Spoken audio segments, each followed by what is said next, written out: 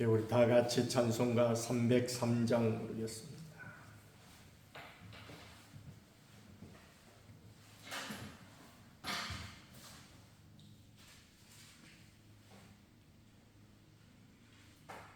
날 위하여 십자가에 중한 고통 받으사 대신 죽은 주 예수의 사랑하신 은혜여 보배로운 피를 흘려 영영 죽을 죄에서 구속함을 받은 우리 어찌 찬양 안 할까. 예수 안에 있는 우리 한량없이 즐겁고 주 성령의 위로함이 마음속에 차도다. 천국의 소리 같은 은혜로운 그 말씀 끊임없이 듣는 우리 어찌 찬양 안 할까. 이 세상에 모든 풍파 쉬지 않고 불어도 주님 안에 보호받는 우리 마음 편하다. 늘 깨어서 기도하고 저 천국을 바라며 주님만을 기다리니 어찌 찬양 안 할까. 이제 우리 다 같이 신앙 고백 드리겠습니다. 전능하사 천지를 만드신 하나님 아버지를 내가 믿사오며 그 외아들 우리 주 예수 그리스도를 믿사오니 이는 성령으로 잉태하사 동정녀 마리아에게 나시고 본디오 빌라도에게 고난을 받으사 십자가에 못 박혀 죽으시고 장사한 지 사흘 만에 죽은 자 가운데서 다시 살아나시며 하늘에 오르사 전능하신 하나님 우편에 앉아 계시다가 저리로서 산 자와 죽은 자를 심판하러 오시리라. 성령을 믿사오며 거룩한 공예와 성도가 서로 교통하는 것과 죄를 사하여 주시는 것과 몸이 다시 사는 것과 영원히 사는 것을 믿사옵나이다. 아멘. 302장 모르겠습니다. 내 저 하나님 넓고 큰 은혜는 저 큰 바다보다 깊다. 나고 다줄을 걸러 깊은 대로 저 한가운데 가보라. 언덕을 떠나서 장파에 배 띄워 내 주 예수 은혜의 바다로 꺼져가라.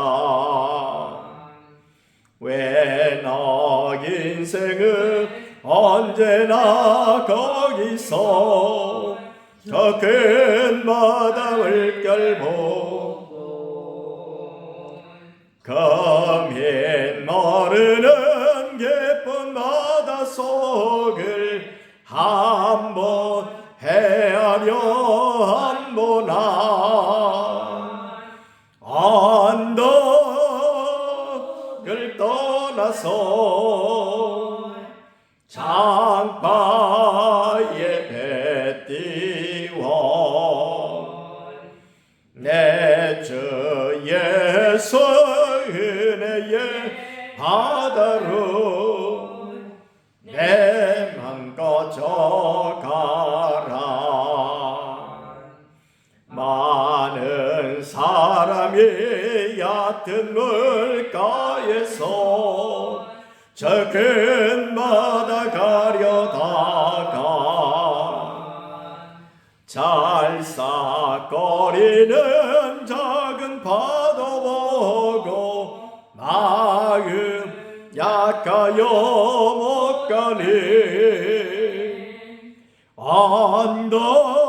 언덕을 떠나서 상파에 배 띄워 내 주 예수 은혜의 바다로 내 맘 꺼져가라.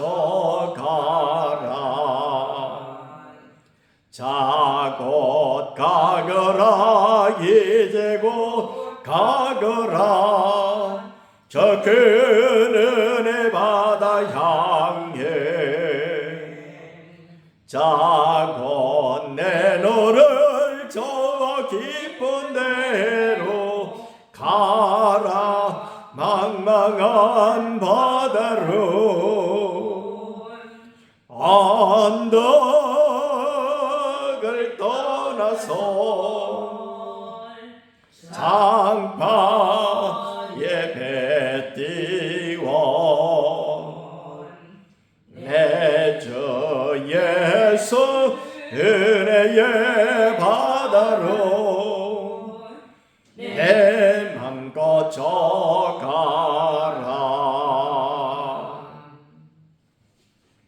이제 우리 다 같이 한 목소리로 기도드리실 때에 나라와 민족을 위해서 우리 교회 새벽 기도에 저는 동참과 성령 충만함과 태신자를 위해서 또 육신의 약한 심령들과 제자훈련과 범사에 감사하기 위해서 우리 목사님을 위해서 함께 기도드리겠습니다.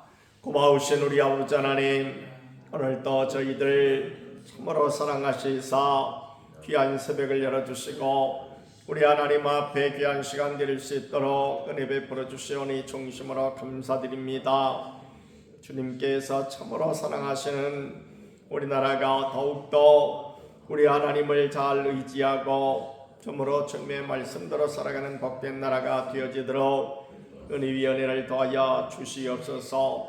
특별히 이제 새로 뽑힌 대통령 위에 한량없는 은혜를 더하여 주셔서 참으로 하나님을 두려워하며 온 국민을 귀히 여기고 또 존중히 여기는 복된 마음을 갖게 하여 주옵시고 더욱더 참으로 지하 명철을 다하여 주옵시며 또한 정직함과 또한 성실함을 더하여 주셔서 하나님 아버지 열심을 품고 참으로 나라를 섬기고 국민을 섬기기에 부족함이 없도록 은혜를 더하여 주시기를 간절히 빌고 원하옵나이다.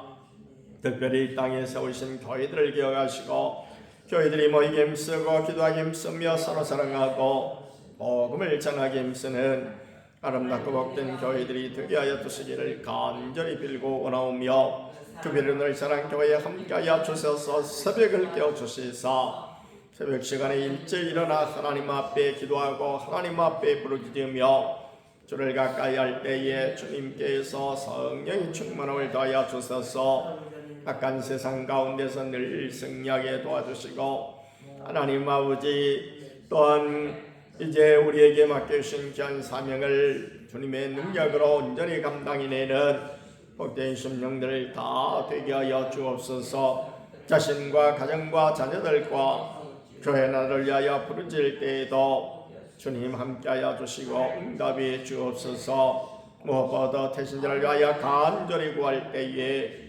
주님께서 그 귀한 태신자들을 위해 찾아가 주셔서 친히 믿음을 주시고 하나님 아버지 주님 전에 나와 생명을 얻고 더 풍성했는 소중한 역사가 있게 하여 주시옵소서. 거룩하신 우리 아버지 하나님, 육신의 낙한 마보경 집사님, 강목자 원사님, 정용래 원사님, 또 백정관 집사님, 연로하신 우리 원사님들 모두를 이어가시고 주께서 친히 안수하여 주셔서 깨끗하게 나음을 얻고 고침받아 우리 하나님을 찬양하며 주께 충성하는 복스런 무리들이 되게 하여 주옵소서. 거룩하신 우리 아버지 하나님, 제자 훈련마다 오늘 날마다 주님을 닮아가게 하시고 주의 뜻을 따라 복음을 전하며 자기를 부인하고 자기 십자가를 지고 주를 따르게 하여 주옵소서. 이제 내일 모레 귀한 새가족 초청의 날에 모두 다 초대되어 우리 하나님 앞에 참으로 크게 영광 돌리게 하시고 참으로 모든 심령들이 다 결신하여 우리 하나님을 기쁘시게 드리는 복된 날 되게 하여 주옵소서. 후임 목사님이 한량없는 은혜를 도와서 주님의 마음에 꼭 들고 또 더욱더 열심히 깨어서 기도하는 복된 종이요 하나님과 교회와 성도를 뜨겁게 사랑하고 크고도 놀라운 비전을 가지고 열정적으로 일하는 아름다운 종을 꼭 보내주시기를 간절히 빌고 원하옵나이다. 오늘 한 날도 주님 앞에 온전히 맡겼고 감사드리 올 때에 우리 구주 예수님의 이름으로 기도하옵나이다. 아멘. 요한복음 1장 1절 말씀입니다. 태초에 말씀이 계시니라. 이 말씀이 하나님과 함께 계셨으니 이 말씀은 곧 하나님이시니라. 그가 태초에 하나님과 함께 계셨고 만물이 그로 말미암아 지은 바 되었으니 지은 것이 하나도 그가 없이는 된 것이 없느니라. 그 안에 생명이 있었으니 이 생명은 사람들의 빛이라. 빛이 어둠에 빛이 돼 어둠이 깨닫지 못하더라. 하나님께로부터 보내심을 받은 사람이 있으니 그의 이름은 요한이라. 그가 증언하러 왔으니 곧 빛에 대하여 증언하고 모든 사람이 자기로 말미암아 믿게 하려 함이라. 그는 이 빛이 아니요 이 빛에 대하여 증언하러 온 자라. 참빛 곧 세상에 와서 각 사람에게 비추는 빛이 있었나니 그가 세상에 계셨으며 세상은 그로 말미암아 지은 바 되었으되 세상이 그를 알지 못하였고 자기 땅에 오매 자기 백성이 영접하지 아니하였으나 영접하는 자 곧 그 이름을 믿는 자들에게는 하나님의 자녀가 되는 권세를 주셨으니 이는 혈통으로나 육정으로나 사람의 뜻으로 나지 아니하고 오직 하나님께로부터 난 자들이니라. 말씀이 육신이 되어 우리 가운데 거하심에 우리가 그의 영광을 보니 아버지의 독생자의 영광이요 은혜와 진리가 충만하더라. 요한이 그에 대하여 증언하여 외쳐 이르되 내가 전에 말하기를 내 뒤에 오시는 이가 나보다 앞선 것은 나보다 먼저 계심이라 한 것이 이 사람을 가리킴이라 하니라. 우리가 다 그의 충만한 데서 받으니 은혜 위에 은혜로라. 율법은 무엇으로 말미암아 주어진 것이요 은혜와 진리는 예수 그리스도로 말미암아 온 것이라. 본래 하나님을 본 사람이 없으되 아버지 품속에 있는 독생하신 하나님이 나타내셨느니라. 아멘. 요한을 통해서 이제 여기 나오는 요한복음을 기록한 요한은 세례 요한이 아니고 예수님의 제자 요한이죠. 이 요한을 통해서 요한복음이 기록됐는데 그 첫머리는 예수님께서 이 땅에 육신이 되어서 오셨다라고 하는 이 성육신 교리입니다. 그 예수님을 요한은 어떻게 표현을 했느냐? 태초에 말씀이 계시니라. 말씀이라고 표현을 했습니다. 말씀. 주님은 이 땅에 말씀으로 오셨어요. 말씀이 육신이 되어서 오셨다. 그래서 1절에 보니까 태초에 말씀이 계시니라. 이 말씀은 하나님과 함께 계셨다. 그래서 이 말씀은 곧 하나님이시니라 그렇습니다. 여기 하나님, 여기 나타난 하나님은 성부 하나님을 가리키는 것이죠. 그래서 성부 하나님과 함께 계신 성자 예수님에 대해서 이렇게 말씀을 하고 있습니다. 그는 누구인가? 2절에 보니까 그가 태초에 하나님과 함께 계셨고 만물이 그로 말미암아 지은 바 되었다. 그래서 우리 성부 하나님과 더불어서 성자 예수님도 바로 우리 성경의 창세기에 나오는 그 태초에 하나님이 천지를 창조하시니라 라고 말씀하실 때에 바로 그 하나님이 되셔서 우리를 창조하신, 온 우주와 만물을 창조하신 그런 하나님이다, 창조주가 되신다 라고 말씀하고 있습니다. 그러면서 4절에 그 안에 생명이 있었으니 이 생명은 사람들의 빛이라. 근데 그 하나님 되시고 이제 빛이 되신 우리 하나님이신 예수님께서 이 땅에 빛을 비춰주러 오셨다.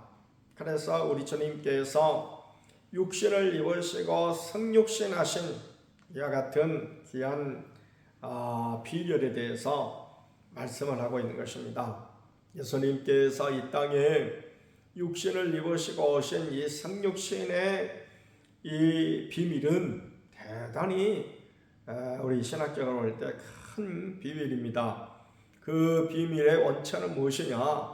바로 하나님께서 우리를 사랑하신 그 사랑으로 인해서 우리 하나님께서 우리 예수님을 인간의 육신을 입게 하셔서 이 땅에 보내셨다라고 말씀하고 있습니다. 그 사랑은 바로 무엇인 거니? 죽은 우리 생명을 살리시기 위해서. 그래서 요한복음의 전체적인 내용은 영생에 가는 것이고, 그 영생은 바로 무엇에서부터 비롯됐느냐?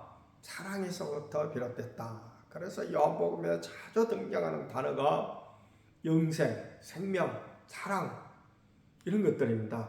그 대표적인 성부라고 할 수 있는 3장 16절 보니까 하나님이 세상을 이처럼 사랑하사 독생자를 주셨으니 이는 그를 믿는 자마다 멸망치 않고 영생을 얻게 하려 하심이니라 라고 말씀함으로써 이 요한복음 3장 16절은 단순하게 요한복음을 대표하는 그런 말씀이 아니라 어쩌면 우리 성경 전체를 말씀하고자 하는 그런 말씀이기도 하죠. 하나님께서 예수님을 어떻게 보내셨는가? 우리들을 사랑하셔서, 거기 세상은 인간 세자죠. 그래서 인간을 사랑하셔서 독생하신 예수님을 보내주셨고, 바로 그분을 믿는 자마다 멸망하지 않고, 지금 멸망길로 모두 다 가고 있는데 그 가고 있던 그 길을 돌이켜서 정말 그를 믿을 때에 멸망하지 않고 영생을 얻게 하려 하시느라. 그래서 거기에도 보면은 영생과 사랑이 동시에 그 단어가 등장하지 않습니까? 그래서 예수님께서 이 땅에 오신 그 성육신의 그 놀라운 배경에는 뭐가 들어있느냐? 하나님께서 우리를 사랑하시는 그 바로 사랑의 표현이 바로 예수님의 성육신이다 라는 것입니다. 어떻게 그야말로 우리를 빚으시고 창조하신 분이 타락하여서 멸망 가운데 있는 우리들, 정말로 이제 추악이 그지없는 인간의 육신을 입고 이 땅에 태어나실 수가 있는가 라는 것은 대단히 오묘한 하나님의 섭리요, 그리고 하나님의 사랑의 그야말로 결실이다 라고 하지 않을 수 없습니다. 하나님께서 우리 이제 빌립보서에 보면은 우리 예수님은 하나님과 같은 본체이신데 이와 같은 그 영광스러운 본체를 버리시고 죄지어서 영원히 멸망당할 수밖에 없는 우리를 섬기기 위해서, 그래서 우리 주님께서는 하나님과 그 동등됨을 취할 것으로 여기지 아니하시고 오늘 당신이 지으신 그와 같은 피조물을 섬기기 위해서 오히려 이 땅에 내려오셨다. 그렇기 때문에 예수님의 이 사랑의 그 표현을 완전히 우리가 믿게 된다면, 그래서 예수 믿는 사람은 어떤 경우에도 그야말로 자기 자신을 높이는 이 교만한 행태를 취할 수가 없다라는 것입니다. 그렇게 예수님께서 낮아지셔서 섬기셨는데 우리를 섬기기 위해서 오셨고, 그리고 다른 복음서에 보면은 주님께서 오신 목적이 대접을 받으러 오신 것이 아니고 섬기기 위해서, 얼마만큼 섬기기 위해서 대속의 제물로 자신을 드리기까지 섬기기 위해서 이 땅에 오셨는데, 이와 같은 주님을 알고 난 다음에 우리가 어찌 사람 앞에서나 하나님 앞에서 우리가 어떤 것이 조금 우월하고, 그리고 어떤 것이 우리가 조금 노련하고 잘한다고 해서 교만한 높은 마음을 품을 수가 있겠는가? 그래서 주님을 제대로 아는 주님의 백성은 절대로 교만할 수가 없다. 거기서 겸손의 자세를, 주님이 그 낮아지신 그와 같은 겸손의 자세를 우리는 저절로 그야말로 익히게 되어 있다라는 것입니다. 그래서 성경에서는 주님을 제대로 아는 사람은 다 겸손한 자세를 취하기 때문에, 겸손에 반대되는 말이 뭐죠? 교만입니다. 교만을 가리켜서 우리 자문서에 보면 교만은 패망의 선봉이고 오만한 마음은 넘어짐의 길잡이다. 앞잡이, 옛날 성경에는 앞잡이다 그랬죠. 이렇게 쓰여져 있는 부분은, 사실은 교만은 믿음이 없어지게 될 때 생기는 부분이거든요. 그렇기 때문에 그는 멸망당하게 되어 있다라는 것입니다. 반대로 오만하고 교만했던 사람이 주님을 제대로 깨닫고 겸손하게 되어지면, 자기를 낮추고 더욱더 낮추게 되어지면 하나님께서는 하나님의 은혜를 베풀어 주시더라 라는 것입니다. 저는 성경을 읽으면서 정말 은혜를 받던 부분이, 우리 열왕기서에 보면 왕들의 역사가 쫙 이렇게 기록이 되어 있잖아요. 그 이스라엘의, 북쪽 이스라엘의 19왕들의 기록이 쫙 되어 있고, 그 왕들은 하나도 하나님을 섬기지 않았기 때문에 나중에 다 망하는 그런 모습을 볼 수 있지만은, 남쪽의 유다의 20왕들은 그 왕들 가운데 8명은 참 선한 왕으로 이렇게 묘사가 되어 있습니다. 그 가운데 또 3명의 왕들은 소위 이제 아주 어진 그런 왕, 현군으로 이렇게 취급이 되어 있는데, 그 어진 왕 가운데 한 명이 바로 이 히스기야인데, 히스기야의 아들은 아버지를 닮지 못했어요. 그래서 므낫세라고 하는 이 왕은 얼마나 악한지 알 수가 없습니다. 저 북쪽에 그 왕들이 행했던, 그러니까 북쪽의 왕들은 여로보암부터 시작해가지고 쭉 나가서 최고로 악하게 행했던 왕이 누굽니까? 엘리야 시대의 아합이죠. 아합. 이와 같은 아합이 나오고, 그 아합의 왕조가 탄생하게 된 것은 이제 오므리로부터 비롯된 오므리 왕조라고 하는데, 오므리 왕조가 제일 악한 사악한 그런 왕조예요. 그 오므리 왕조 못지않게 사악한 일을 행하는 왕이 남유다의 므낫세 왕입니다. 그래서 므낫세는 그야말로 우상이라는 우상은 다 끌어들이고, 못된 짓은 하나님이 싫어하시는 짓은 아주 다 행하게 되죠. 그러다가 크게 그야말로 하나님 앞에서 매를 맞았는데 그러고 나서 므낫세가 자기 자신을 깨닫습니다. 그래서 므낫세가 겸비하게 되었다. 겸비하게. 여기서 겸비란 뭐예요? 겸손하게 자기 자신을 그 비자가 낮출 비자. 낮췄다. 이렇게 되어질 때 하나님께서 므낫세를 그야말로 다시금 세워주신 그 놀라운 그 장면을 읽을 때에 얼마나 은혜가 되는지 알 수가 없어요. 어찌 보면 인간이라면은 우리 인간적인 면으로 본다면은 므낫세를 평가한다면은 지금까지 수십 년간 나쁜 짓을 했다가 어쩌다가 그야말로 좀 이렇게 마음을 낮춘다 하게 되면은 우리는 두 가지 마음을 갖게 될 것입니다. 하나는 네가 그래 봤댔자 그렇게 할 것이고, 아니면은 또 다른 생각으로는 저게 무슨 일이 있어서 저건 가짜일 거야. 저거는 그야말로 마음은 그러지 않으면서 겉으로는 저러는 척 할 거야 라고 끝내 그를 받아들이지 못할 것입니다. 근데 하나님께서는 그런 므낫세를 받아주십니다. 그뿐만 아니라 우리가 다니엘서 읽어보면은 거기에 세계 최초의 제국인 바빌로니아 제국이 나오지 않습니까? 그 최초의 제국을 건설한 사람이 누굽니까? 느부갓네살이라고 하는 사람이에요. 느부갓네살이라고 하는 왕이 어마어마한 제국을 거느리는, 말하자면은 그때 당시 황제 왕이 됐죠. 근데 그가 다니엘의 그런 예언을 듣지 아니하고 교만해져 가지고, 다니엘이 분명히 예언했거든요. 당신이 교만하면은 하나님이 당신에게 벌을 주실 것이다. 당신을 낮춰버릴 것이다.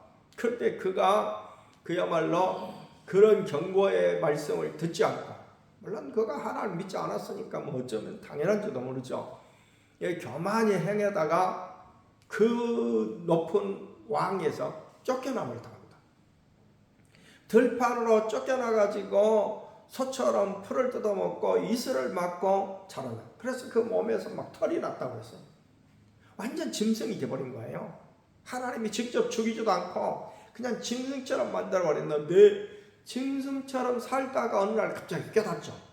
그 다니엘을 통해 주신 하나님 말씀을 깨닫고 하나님 앞에서 겸비하게 되어지니까, 겸손하게 낮아진 자세를 취하게 되어지니까 하나님께서 어떻게 하십니까? 쫓겨났던 왕을 다시 불러들여서 다시 왕 되게 하십니다. 이것은 그냥 제가 들려드린 얘기니까 너무나 간단하게 생각하실지 모르는데, 오늘날 예를 들어서 쿠데타를 일으켜가지고 그야말로 대통령이 쫓겨난 윤석열 대통령이 다시 대통령이 된다? 상상되십니까? 절대로 상상이 안 되죠. 근데 그 옛날 왕의 자리에서 쫓겨났다. 그래가지고 다시 왕이 된다? 이건 있을 수 없는 일이에요. 예를 들어서 우리나라 역사상에 봐도 연산군이라든지 이런 사람들이 쫓겨나게 되어지죠. 그러면 어떻게 합니까? 그냥 쫓아내는 게 아니죠. 사약을 줘버린다든지 그 주변의 사람까지도 나중에 복수를 할까 싶어서 다 죽여버려요. 이러기 때문에 느부갓네살 왕이 쫓겨났을 때에 다시 그가 복귀하리라고 하는 사실은 그 누구도 상상을 못했던 거예요. 근데 하나님께서 그야말로 그를 복귀시키십니다. 다시 왕으로 삼으셔요. 이렇게 하나님은 그야말로 겸손한 자를 좋아하십니다. 그런데 우리 하나님께서 이 겸손의 모습을 첫 번째로 보이신 것이 바로 예수님께서, 창조주 되시는 예수님께서 우리를 섬기기 위해서 이 땅에 그야말로 육신을 입고 내려오셨다. 소위 성육신. 이 성육신 하나만 생각해도 우리 예수님께서 얼마나 그야말로 자신을 낮추셨는가 라는 것을 알 수가 있습니다. 이 성육신의 첫 번째 그 비밀은 바로 하나님이 우리를 사랑하시는 사랑의 편이다. 그리고 성육신의 두 번째 비밀은 그야말로 하나님이 우리를 섬기기 위해서 하나님 앞에서 행한 겸손이다. 그래서 바로 빌립보서는 그가 낮아질 대로 낮아지시니까 나중에 하나님께서 어떻게 그를 높이셨다고요?